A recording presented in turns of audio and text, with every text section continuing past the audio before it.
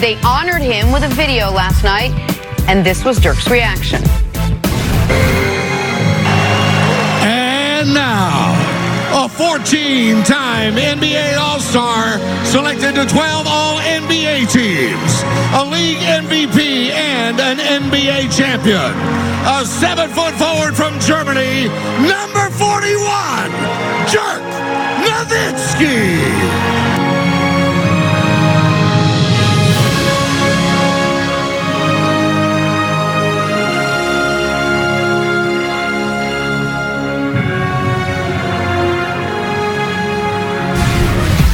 Really nice. I mean, when you're trying not to cry, playing that Legends of the Fall music doesn't help anybody. Yeah, to me, this is equivalent. If you're in the NFL, you go to New England, where they don't respect anyone. And Bill Belichick puts up a tribute video of your career totally out. And it's someone either from the Jets or the Dolphins, someone they have a fierce rivalry with. That's what happened last night, Nick, there in San Antonio. Class act. It was, you mentioned the Patriots. They did something similar for Jason Taylor, post-career, with someone they had a rivalry with. But this is, the Spurs do everything right. They are a class organization. And I got emotional watching that because what I think was going through Dirk's mind there is, as you say all the time, you have a lot of other cool jobs. He will never get introduced like that again. No. He will never have that moment, and he's had that moment around 80 times a year for 21 years. And so it was one thing to have his final home game. It's another thing to have the last time they're going to call my name. And it was great they did it like it was a home game, even though it was insane. Yeah, he should get a copy of that because he's going to get stuff like, hey, Dirk, take out the trash. That's what I get. No tribute videos around here. Hey, buddy, clean up your mess. You want us to introduce you when you walk in every day? Tribute videos around here. You're no Hall of Famer up in here, homie. Dr. Schwartz, start your morning. Yo, bro. Big for no reason. The Masters. Like that yesterday. The Masters starts today in Augusta. Tiger tees off at 11:04. Tiger in search of his 15th major and his first Masters victory since 2005. Vegas has him at 16-1 odds to win. See, what do you expect from Tiger in Augusta? If he's going to win, if that Vegas is going to be right, Tiger's got to play the par fives better. People would talk about his putting, how he struggled with his putter of late. Yes, one of the worst on tour right now as far as putting the ball. Typically, when he comes through those gates at Augusta, his putting gets squared away. So I'm concerned about the par fives, and I'm concerned about the first 9 holes today. Tiger Woods, people will not believe this. He is the most nervous golfer on that first hole. Look at it. Big tournament after big tournament.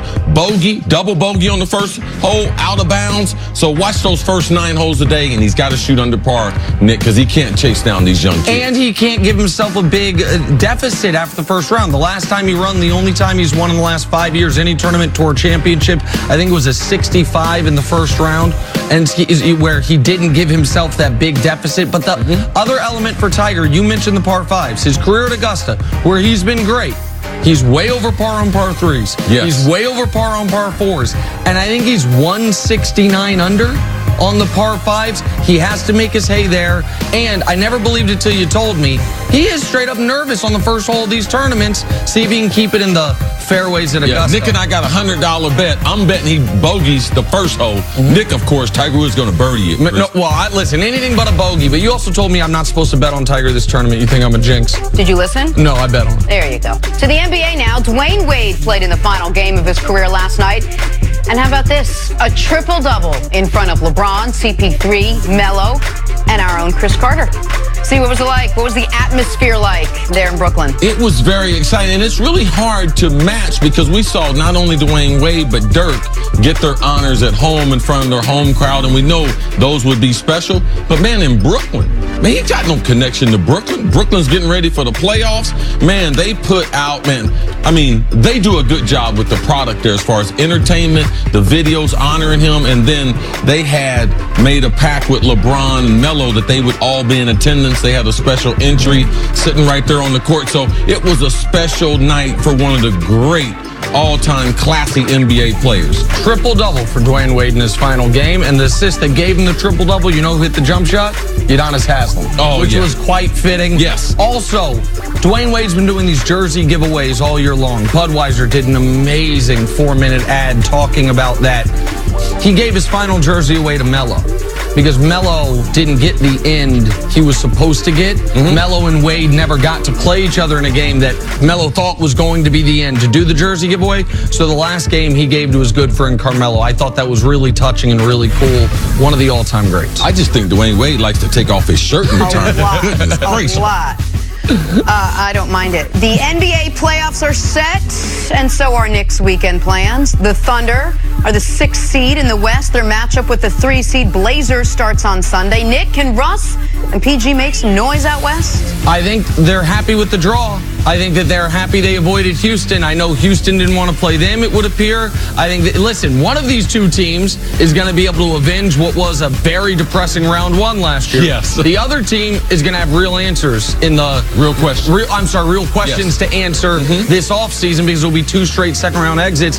I think the Thunder have to like their side of the bracket. You get Portland in round 1 with no Nurkic. You potentially have Denver in round 2. So, yes, I think the Thunder absolutely can upset. To me, this is the most likely upset of any of the first-round series out West. They set themselves up with the huge comeback win over Houston the other night that put them in position that, man, no Nurk. Of course, I want to play Portland. I don't want to play Utah. I don't want to play Houston. They got the best matchup. Now, getting through this matchup, because they still going to have to deal with Damian Lillard and our boy CJ. They're going to have to deal with them. Those two can take over a series. Absolutely. All right, finally, game 1 between the Sixers and the Nets. The 3-6 matchups is set for Saturday.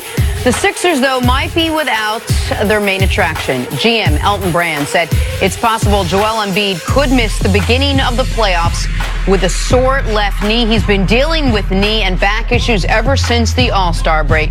So, Nick, how vulnerable is this team if Joel Embiid is sidelined even for a little bit? Man, every team in the playoffs, if they're without their best player, is vulnerable. That includes the Warriors if Steph Curry were to be out.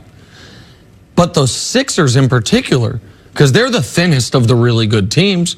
The Warriors are probably the next thinnest, to be honest, because of how much high-level players they have at the top of their roster. But the Sixers, everything needs to go through Joel Embiid.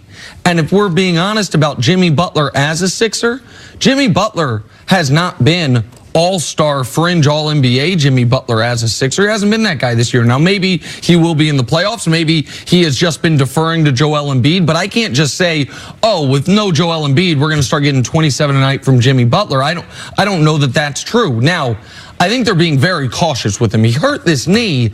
If you remember, it was here in New York when he jumped over Regina King, right? Regina King the night before she won her Oscar, I think, or a couple nights before. And then he played in the All-Star game, missed 8 games afterwards, and they've been cautious with him since.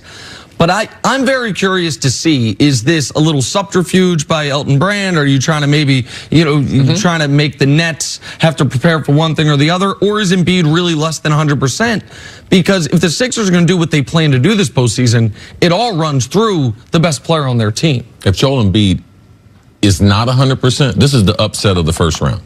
All right, they play the first 5 games in 10 days. They start on the 13th. The 5th game is the 23rd. So in that, if he's Nick, you got 5 games, so you're basically playing every other night. So for me, looking at the series, looking at the matchups, and there are some good matchups in that first round in both the East and the West, this is the upset because I know, man, they'll have a hard time matching up with Brooklyn because they do have some depth. And if Brooklyn gets hot on the 3-point line, we know Philly's good for their defense, but no defense can stop a team once they get hot shooting the 3 ball. And if Joel Embiid is nicked up or not at 100%, man, this to me is the upset of the first round. What can't he do if he's not 100%? Where can you exploit that weakness if you know you're only getting 50, 60, 70%? He won't be as good defensively. He won't be. Do you remember the play? Was it who was it? Was it on Steph? I can't remember the play where the guy went underneath him and then he blocked it. Kyrie, thank you. It was on Kyrie. Oh yes, and the big Sixers Celtics matchup. Exactly right. The type of nimble athleticism that you don't typically see from a guy who's 7'1", 7'2", that's there. And I would wonder, can you play? One of the reasons I said I think Sixers will be fine with the short bench is in the playoffs, your rotation shortened. Your best guys play 36 to 40 minutes instead of 32 to 36 minutes. If you have to nurse the knee and Embiid's on anything close to a minutes restriction, that just not being out there is something he can't do. Yeah, if he can't get up and down the court. Yeah, if he can't be as athletic as he is right there, that takes away. Because he also, when he brings you out to the three-point line, that pump fake and going into the paint, how much of that are you going to see? So it's something we must watch. One other thing on getting up and down the court, to quote one of Chris's sources, the great Butch Carter, in the NBA playoffs, the centers are not going to get the calls. The one place where, if you have a very athletic big man, you can get the advantage is if he can beat you up the court on offense. Before you set up that Before you set up, they also won't call offensive fouls on a big man who is going to immediately initiate position. And so if Embiid's not 100%, then he's not going to be beating guys up in the secondary break. There's just different things to watch. I think Elton Brand's tricking us a little bit, personally. I think Embiid's going to be fine, but if he's not, this is a big deal for Philly. I'm sorry, did you just reveal who Chris's source was? Well, listen, isn't that the whole point of a source? Listen, man, it's his big brother. It's his big brother's been wearing him his whole life. So much for all your information now. It's just one of his sources. Listen, man, Chris been riding the great Butch Carter's coattails for 30 years. I mean, definitely the last 2 years here. Yeah. All right, moving on to the Golden State Warriors. Eat that. Take that. They're hey, man, I got a brother that played in the NBA, coached in the NBA. That ain't no loss for me. more than Nick and I have. Yeah. The Warriors' quest for a three-peat begins Saturday against the Clippers in the first round. If this past season is any indication,